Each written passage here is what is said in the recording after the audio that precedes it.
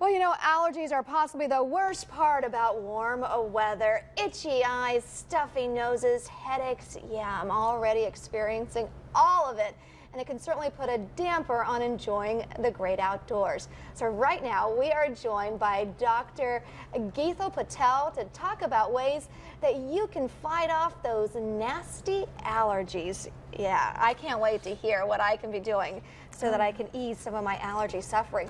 But first of all, right now, what are the top things that are causing people to have allergies? Well, right now we're approaching spring, and so the biggest allergens in the spring that we worry about are trees. Right now, specifically with maple, elm, juniper, things like that. Those are the things that are causing our allergies right now. And you said that this is really going to be a very bad season for allergies. Why is that? Yep, 2014 is expected to be pretty bad. We had a very, very late start to our spring. We're still kind of waiting for spring, I think. Yes. With the late winter, you know, the trees have been waiting to release their pollen, and what we're afraid might happen is, you know, you need a good 4 to 5 days of warm weather for the trees to really be ready to release their pollen. We haven't really had that quite yet, so once we have that, the trees are just going to be ready to release all of the pollen.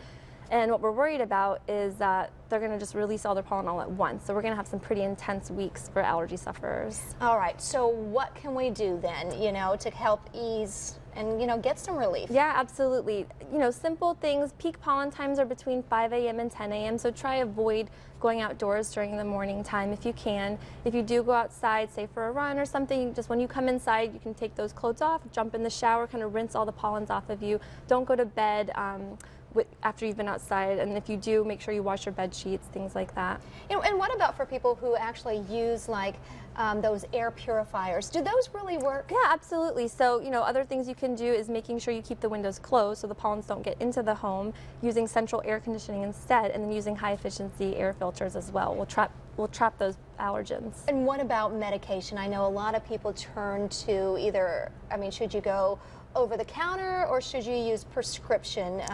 Yeah, I would say definitely start with over-the-counter. There's great medications that are available, and I would start using them now, kind of before the season really starts.